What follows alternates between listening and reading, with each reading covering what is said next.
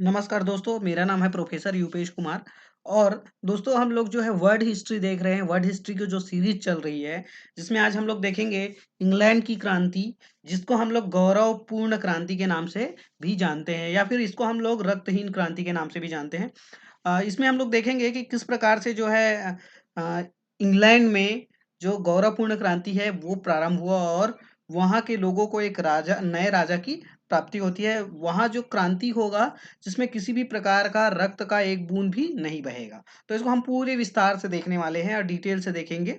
ये जो है हमारा डीपली रिव्यू होने वाला है। 18वीं सदी में देखते हैं कि विश्व में जो प्रमुख घटनाएं या प्रमुख क्रांतियां घटी उसमें 1688 में इंग्लैंड में घटित वैभवपूर्ण क्रांति थी। इसे रक्तहीन क्रांति भी कहा जाता है क्योंकि इसमें किसी भी व्यक्ति की एक बूंद भी रक्त नहीं बहा और ये जो प्रदर्शन है या वार्तालाप से ही पूर्ण क्रांति जो है वो सफल हो गई। इस क्रांति का दमन नहीं किया जा सका और ये एक बहुत ही सफल क्रांति मानी जाती है। देखते हैं 1688 में इंग्लैंड में हुई इस रक्तहीन क्रांति ने अमेरिका तथा फ्रांस में भी स्वतंत्रता की मांग बुलंद की। उस समय अमेरिका ब्रिटेन का उपनिवेश था तथा वहां का शासन भी ब्रिटिश संसद द्वारा चलाया जाता था, जो अमेरिका वासियों को सहन नहीं था। वे स्वतंत्र रूप से रहना चाहते थे, अतः अमेरिका वासियों ने अपनी स्वतंत्रता के लिए संघर्ष किया। वह अमेरिकी क्रांति कहलाई, जो कि 1776 में हुई। इसी प्रकार यूरोप में क्रांतियों का दौर प्रारंभ हुआ और 18वीं सदी में यूरोपीय देश फ्रांस की आर्थिक तथा सामाजिक स्थिति अत्यंत जर्जर हो चुकी थी, जिस वजह से शासक कुलीन पादरी वर्ग अपनी विलासिता पर ही ध्यान देते रहे और जो है उनके द्वारा कृषक वर्ग का शोषण किया गया, श्रमिक वर्ग का शोषण किया गया। ऐसी स्थिति में फ्रांस में बुद्धिजीवी वर्ग का उदय हुआ, जिन्होंने जनता को उनके अधिकारों से परिचित कराया और इस प्रकार वहां जो है कुलीन वर्ग, शासक तथा चर्च के विरुद्ध कृषक, बुद्धिजीवी और जो श्रमिक हैं उनके द्वारा क्रांति की गई और यही क्रांति 1789 की फ्रांसीसी क्रांति या फ्रांस की क्रांति कहलाई। ये था हमारा जो बैकग्राउंड था कि जो क्रांति हुई यूरोप में उसका।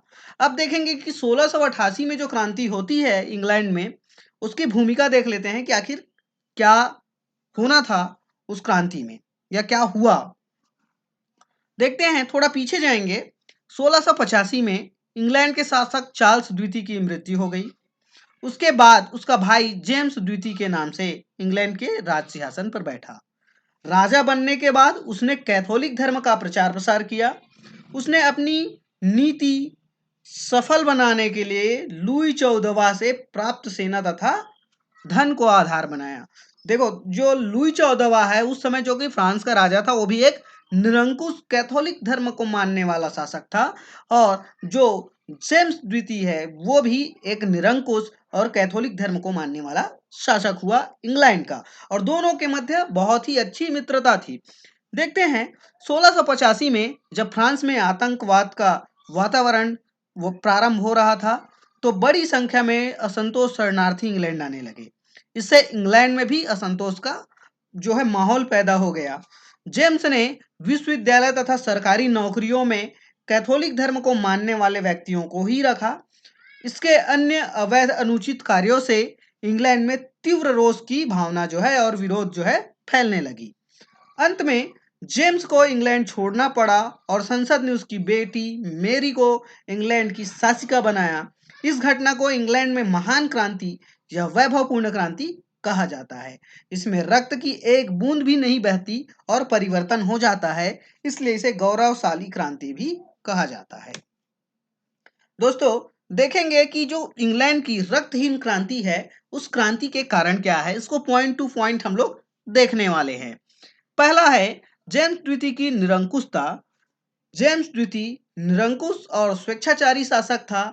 उसने अपनी सेना में वृद्धि की ताकि वो जनता को परेशान कर सके, आतंकित कर सके, जिससे जनता त्रस्त हो गई और जनता द्वारा जेम्स का धीरे धीरे विरोध किया जाना प्रारंभ हो गया।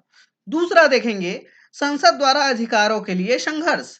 संसद अपने विशेष अधिकारों का उपयोग करना चाहती थी तथा राजा के अधिकारों को सीमित व नियंत्रित करना चाहती थी, लेकिन यहाँ पे जो राजा था जेम्स द्वितीय वो निरंकुश शासक था और वो अपने ऊपर किसी भी प्रकार का अंकुश नहीं चाहता था। फलतः राजा और संसद के मध्य जो है संघर्ष प्रारंभ हो गया और इस संघर्ष का अंत शानदार क्रांति के रूप में हुआ और अंत में संसद ने राजा पर विजय प्राप्त की और राजा को देश से भागना पड़ा। ठीक है। तीसरा देखते हैं खूनी न्यायालय। चार्ल्स द्वितीय के अवैध पुत्र मनमथ ने जेम्स द्वितीय के विरुद्ध सिंहासन प्राप्ति हेतु विद्रोह कर दिया। ठीक है। अब जेम्स ने मनमथ को युद्ध में तो पराजित कर दिया और बंदी बना लिया, साथ ही साथ उसके जो साथी थे उनको भी न्यायालय द्वारा मृत्युदंड दे दिया गया। इसे खूनी न्यायालय कहा गया। इस तरह स्कॉटलैंड में अर्ल ऑफ ऑर्गिल ने भी विद्रोह किया और जेम्स ने उनको भी पकड़ करके कठोरता पूर्वक सजा दिया और साथ ही साथ 300 व्यक्तियों को मृत्युदंड दिया तथा 800 लोगों को दास बनाकर वेस्ट इंडीज भेज दिया गया। स्त्री और बच्चों को भी क्षमा नहीं किया गया। इस क्रूरता से जनता में एक मैसेज गया, एक संदेश गया कि राजा बहुत ही निरंकुश और क्रूर है। देखते हैं जेम्स द्वितीय की निष्फल विदेश नीति। जेम्स द्वितीय फ्रांस के कैथोलिक राजा लुई 14वें से आर्थिक और सैनिक सहायता प्राप्त कर इंग्लैंड में अपनी निरंकुशता और स्वेच्छाचारिता स्थापित करना चाहता था। जैसे लुई कैथोलिक था और प्रोटेस्टेंट पर अत्याचार करता था, इससे प्रोटेस्टेंट इंग्लैंड में आकर शरण ले रहे थे। अतः इंग्लैंड वासी और संसद सदस्य नहीं चाहते कि जेम्स और लुई की दोनों की मित्रता हो, अतः उसके दोनों विदेश नीति के जो है इंग्लैंड वासी विरोध करने लगे। देखते हैं पांचवा पॉइंट, कैथोलिक धर्म का प्रसार। जेम्स कैथोलिक धर्म का अनुयायी था जबकि इंग्लैंड की अधिकांश जनता एंग्लिकन मत की थी। देखिए जो एंग्लिकन है वो जस्ट लाइक प्रोटेस्टेंट, ठीक है। तो वह कैथोलिकों को अधिक सुविधाएं देता था तथा अनेक महत्वपूर्ण पदों पर भी उन्हें ही नियुक्त करता था, जिससे लंदन में अनेक कैथोलिक गिरजाघर स्थापित किए गए और इंग्लैंड की जनता उसका विरोध करने लगी। देखिए यहाँ पे जनसंख्या ज्यादा किसकी थी? एंग्लिकन लोगों की। लेकिन राजा बनने के बाद जेम्स के द्वारा क्या किया गया, वो केवल और केवल कैथोलिक धर्म पर ही फोकस करते रहे, जिस वजह से जनता उनसे रुष्ट हो गई। अब देखने वाले हैं जो छठवां पॉइंट है, टेस्ट अधिनियम को स्थगित करना। टेस्ट अधिनियम के अनुसार केवल एंग्लिकन चर्च के अनुयायी ही सरकारी पदों पर रह सकते हैं, किंतु जेम्स ने इस नियम को स्थगित कर दिया और अनेक कैथोलिकों को सरकारी पदों पर नियुक्त किया। देखिए एक्चुअल में हुआ क्या कि ये जो नियम बनाया गया था टेस्ट अधिनियम, इसमें जनसंख्या के आधार पर बनाया गया था। उस समय इंग्लैंड में जो सबसे ज्यादा जनसंख्या थी वो एंग्लिकन की थी, इसलिए जो सरकारी है कुछ पद हैं जिसको रिजर्व कर दिया गया था किनके लिए? एंग्लिकन के लिए। अब जब जेम्स द्वितीय शासक बना तो उन्होंने इस नियम को स्थगित कर दिया। अब उनके स्थान पर किनको सरकारी नौकरियों में नियुक्त किया जाने लगा? कैथोलिकों को। अतः इससे संसद भी क्या हो गई? रुष्ट हो गई। अब देखते हैं कि किस प्रकार से विश्वविद्यालयों में हस्तक्षेप प्रारंभ किया गया। कैथोलिक होने के कारण जेम्स ने विश्वविद्यालय में भी ऊंचे पदों पर कैथोलिकों को नियुक्त किया। क्राइस्ट चर्च कॉलेज, कैम्ब्रिज विश्वविद्यालय आदि में भी उन्होंने कैथोलिक लोगों को नियुक्त किया। इससे प्रोटेस्टेंट समुदाय जो है जेम्स के विरोधी हो गए। आठवां देखते हैं धार्मिक अनुग्रह की घोषणा। जेम्स द्वितीय ने इंग्लैंड को कैथोलिकों का देश बनाने के लिए 2 बार धार्मिक अनुग्रहों की घोषणा की, जिससे संसद में भारी असंतोष व्याप्त हो गया और उसका घोर विरोधी हो गया। देखो धार्मिक अनुग्रह मतलब कि वो जो है ऑफिशियली जो नेशनल जो रिलीजन है, जो धर्म है, राष्ट्रीय धर्म है, वो किसको बनाना चाह रहा था? कैथोलिकों को बनाना चाह रहा था। अब देखते हैं 7 पादरियों पर महाभियोग और उनको बंदी बनाया जाना। ये जो है सबसे मूर्खतापूर्ण कार्य कहा जाता है जेम्स द्वितीय का। देखते हैं जेम्स ने यह आदेश दिया कि प्रत्येक रविवार को पादरियों द्वारा चर्च में उनकी धार्मिक घोषणाओं प्रार्थना के अवसर पर पढ़ी जाए। इसका तात्पर्य पादरी या तो अपने धर्म और मत के विरुद्ध घोषणा को पढ़े या राजा की आज्ञा का उल्लंघन करे। इस पर कैंटरबरी के आर्क बिशप ने 6 साथियों के साथ जेम्स को एक पत्र लिखा और निवेदन किया कि वो अपनी आज्ञा को या तो निरस्त कर दे या पुराने नियमों को भंग करके नीति को त्याग दे।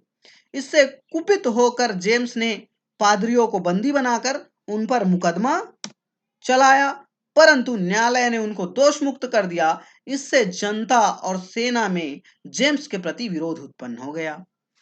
अब देखेंगे लास्ट है 10वां कोर्ट ऑफ हाई कमीशन की स्थापना। जेम्स ने 1686 में कोर्ट ऑफ हाई कमीशन को पुनः स्थापित किया, जिसके अंतर्गत कैथोलिक धर्म की अवहेलना करने वालों पर मुकदमा चलाया जाएगा और उनको दंडित किया जाएगा। तो इस प्रकार से ये कारण थे जो कि 1688 के रक्तहीन क्रांति के प्रमुख कारण माने गए। अब देखेंगे क्रांति का महत्व या परिणाम। जेम्स द्वितीय की पहली पत्नी की मैरी नामक एक पुत्री हुई, वह प्रोटेस्टेंट थी तथा हॉलैंड के राजकुमार विलियम को ब्याही गई थी, वो भी प्रोटेस्टेंट था। मतलब जो जेम्स द्वितीय है उनकी पहली पत्नी थी, उनकी पुत्री का नाम मैरी है जो कि बाद में यहाँ की शासिका बनेगी, और उनके पति का नाम है विलियम और वो हॉलैंड का राजकुमार था और दोनों प्रोटेस्टेंट थे।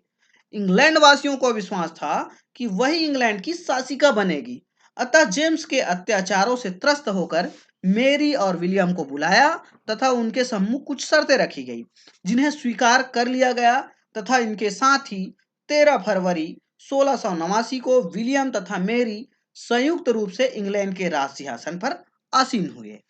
देखते हैं पहला, स्टुअर्ट और संसद के बीच संघर्ष का अंत। इस क्रांति से जो स्टुअर्ट वंश है और संसद के मध्य बहुत लंबे समय से संघर्ष जो चल रहा था वो समाप्त हो जाता है और फाइनली विजय होती है संसद की। ठीक है, और जो शासक वास्तविक शासक है उसकी शक्ति किसके पास हो जाती है? संसद के पास। दूसरा देखेंगे संप्रभुता संसद में निहित। क्रांति के समय संसद ने बिल ऑफ राइट पारित कर उस पर विलियम और मैरी की स्वीकृति ले ली। इससे संसद की संप्रभुता स्वीकार कर ली गई और राजा की सर्वोच्च सत्ता समाप्त कर दी गई और जनता की सत्ता सर्वोपरि मानी गई। देवी अधिकारों की समाप्ति। इस क्रांति ने राजा के जो दैवी अधिकार है उनको समाप्त कर दिया, साथ ही साथ संसद द्वारा व्यापारी जो पारित किया गया कानून है उनको निरस्त करने का राजा का अधिकार को समाप्त कर दिया। देखिए इसके पहले क्या होता था, अगर संसद कोई नियम बनाता है, कोई कानून बनाता है, तो राजा उस नियम कानून को क्या कर सकता था? स्थगित कर सकता था या समाप्त कर सकता था। लेकिन अब इन अधिकारों को समाप्त कर दिया गया। राजा अब संसद के अधिकारों में किसी प्रकार का हस्तक्षेप नहीं कर सकता था। अब देखेंगे संवैधानिक राजतंत्र की स्थापना।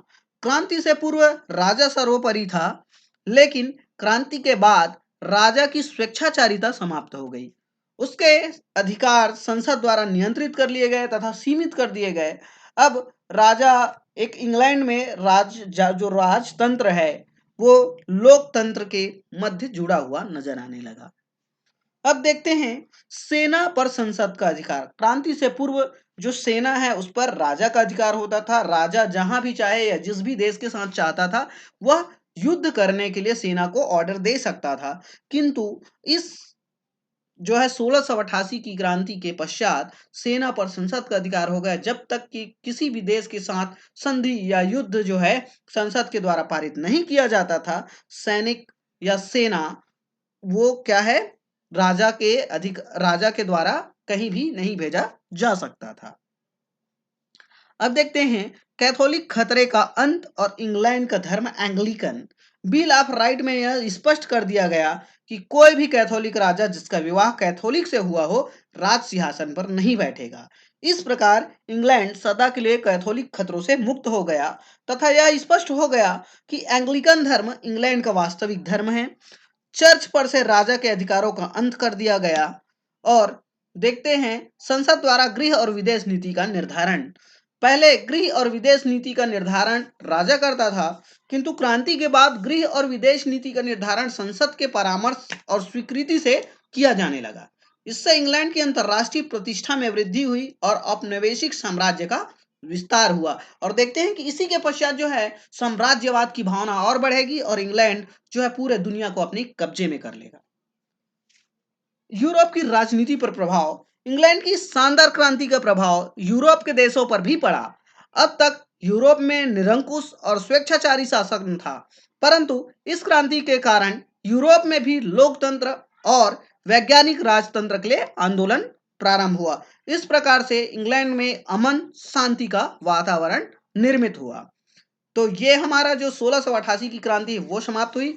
नेक्स्ट बहुत जल्दी आपको न्यू वीडियो मिल जाएगा, तब तक के घर में रहें और पढ़ते रहें।